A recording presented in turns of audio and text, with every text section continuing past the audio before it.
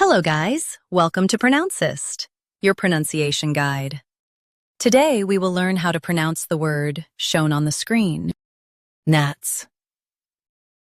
Both US and UK have the same pronunciation of this word, GNATS. Now read the syllables shown on the screen naturally. GNATS, GNATS.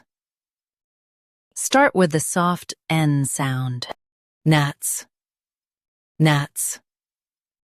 Start with the soft N sound, GNATS, GNATS.